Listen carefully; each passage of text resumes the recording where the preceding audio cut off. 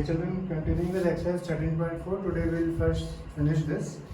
We are now on question number 6. Find the radius of a sphere whose surface area is 154 centimeter square. So surface area they have given, and you have to find the radius. So 4 pi r square is equal to 154. Then 4 pi r, first you will write like this. Then of course r square is equal to 154. 4 will go in the bottom here, 22 by 7, so 7 will go up and 22 will go down. And here it will be easier if you cut this by the 154 by 22, and then you have to take the under root. Okay, whatever value is there, you have to take the under root of it, and then you will get the answer of the radius. Whenever we are taking under root, as you know, suppose it is say 64 by 4, then if you take the under root, 64 under root is 8 and 4 under root is 2, and that way you can finish the sum. Now question number 7, it is a bit like question number 4th. The diameter of the moon is approximately 1/4 diameter of the earth. Diameter of moon, say we write is a dm, and diameter of earth is say de, and as you know diameter is twice of radius, so 2 rm, and diameter of earth is 2 re. So diameter of moon upon diameter of earth, they have given 1/4. This is given to you. Instead of diameter, I will write 2 rm here and 2 re here. So basically, I get rm by re is equal to 1/4. Rm by re I get to be 1/4. The ratio of radius of moon to earth I get 1/4. Now this value I will use to, now what he has asked us? He has asked us to find the ratio of the surface areas. Now as you know, the ratio of the surface area, say S1 by S2, 4 pi r m square upon 4 pi r e square. And now 4 by gets cut, so rm by re square, and rm by re value I have calculated 1/4. So the answer is 1/16 or 1:16. This answer, if you put the diameter of earth on the numerator and diameter of moon on the denominator, then you will get this answer as 16:1. So either way the answer is correct, because in this they have not mentioned whether they want from moon to earth or earth to moon. Okay, so either way you can write the answer. So this is question number 7th.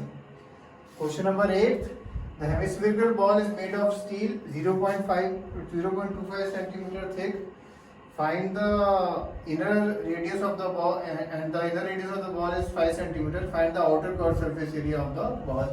So they have given us the ball is made up of steel which is 0.25 centimeter thick. This we will use to find the radius. So initial radius is 5 centimeter. In that you will add 0.25. So now radius will be 5.25 centimeter.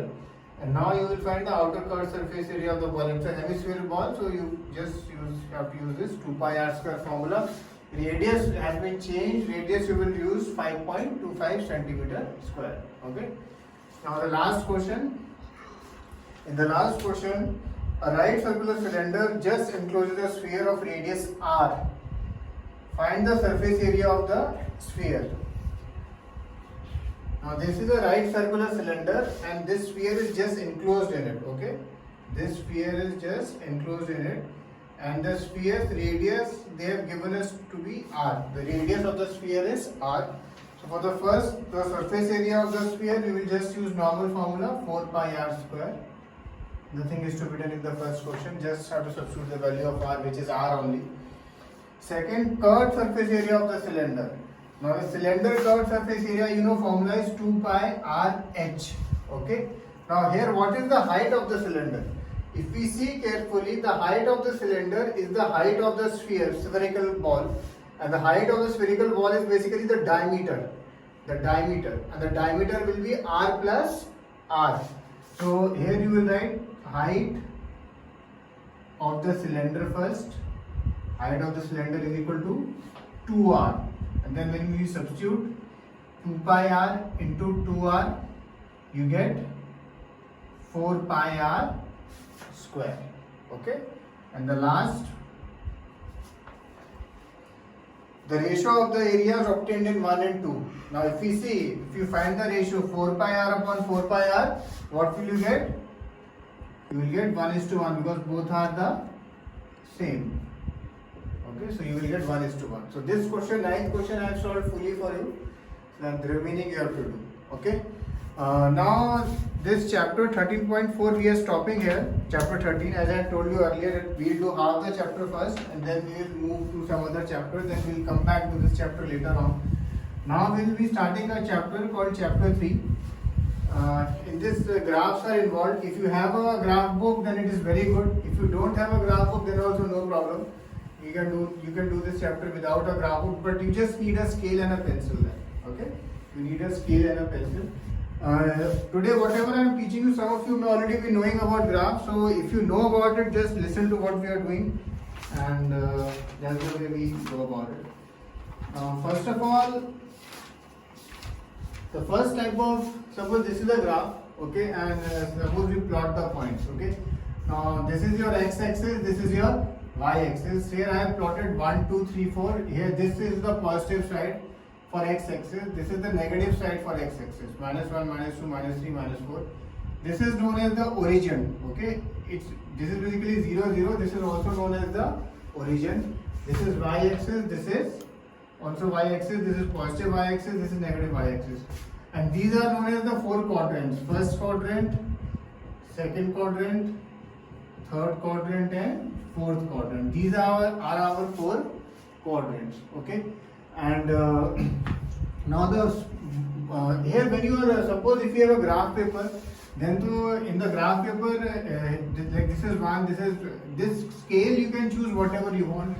Some children use 2 blocks to be 1, okay, or 2 centimeter equal to 1, so you can use that because then it becomes easier to plot. If you are using a normal scale and if you don't have a graph paper, just put your scale here, and then again it is easier to plot on 2 centimeter. So keep this say 2 centimeter, and this will be your 1. Again keep a gap of 2 centimeter. This will be your 2. Again keep a gap of 2 centimeter. This will be your 3. So I am just telling you how to plot these points. Okay, they have to be at equal distances. Okay, they have to be at equal distances. Anyway, now the first type of question will come, the most basic question. Suppose plot point 2, 3. So all you have to do, x is positive and y is also positive. So here this is the positive side, so 2, and y is 3, so this is 3. So this will be the point. Okay, and here you just name it like that. Okay, point A represents 2, 3. If you don't write this also, then also it is okay. But in the final answer, you just write point A represents 2, 3. Similarly, say 2, -3. X is 2. Now y negative is -3, so we will go here.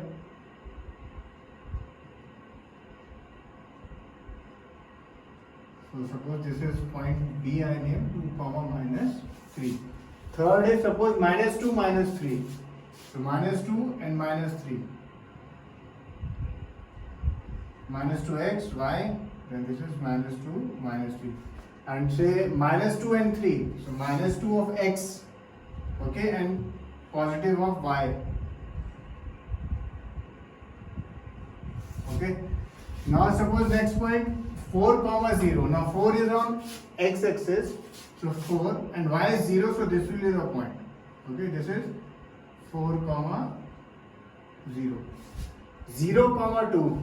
Now y is 2 and x is 0, so it will come on this. Okay. Now next point I have written 1.5 -3. Now 1.5 will be between 1 and 2 and exactly in the middle. Exactly in the middle. So 1.5 and then this is -3, so we'll go here. So 1.5 -3. This will be, that's how these are plotted. Now this is one type of question which will come in the exam. Second type of question which comes in this chapter is, suppose they will say this is a point G J, write the coordinates of say point, this say M, and they will say write the coordinates of point M. You have to write the coordinates. So just see the points and then you will write 2, 2. Okay. Similarly, suppose if I take it here, so again it is M. So write the coordinates of point M. So x is 2 and y is 3. So you will write 2, 3. Sometimes they will ask write the abscissa of point M.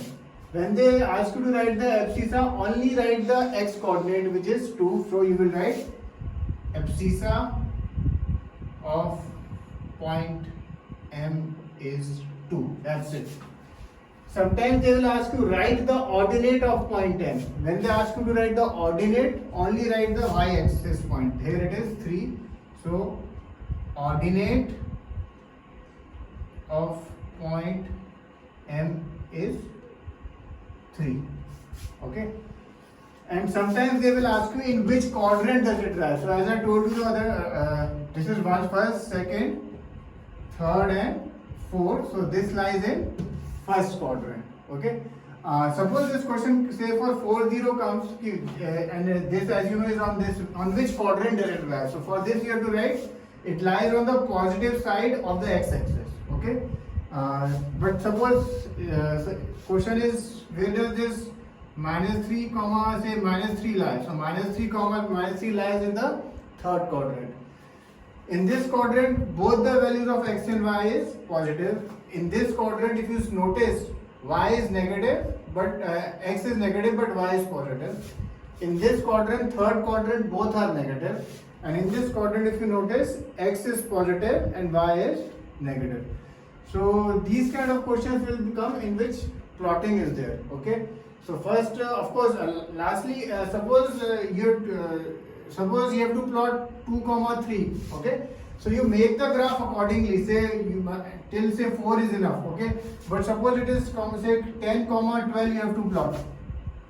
So 10, 12. So accordingly you change this. Okay. You will have to change this so that if space is not there, for example, you can take this to be 2. Then 4, then 6, then 8, so that you are able to plot these points. Okay, so that scale is accordingly changed. Okay, so I'll give you some homework regarding this. This chapter basically starts from exercise 3.2 only. 3.1 there is nothing to do. So accordingly, I will give you the homework for plotting. We'll just see one thing. Exercise 3.2. First question. First is write the answer of each of the following questions.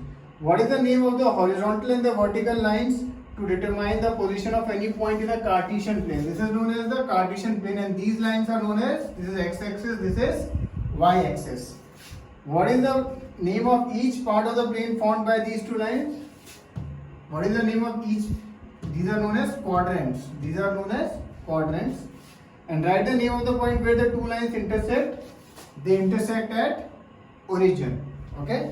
And after this, for example, as I just explained, like write coordinates of point V. So you have to see the figure and see what is the coordinate of point B. Similarly, write the coordinate of point C. Then third question is the point identified by the coordinates -3, -5. So here you have to see which point is -3, -5. Okay, so accordingly, this exercise 3.2 will be done. I will be giving you this as homework and a few other sums. Okay, cheers.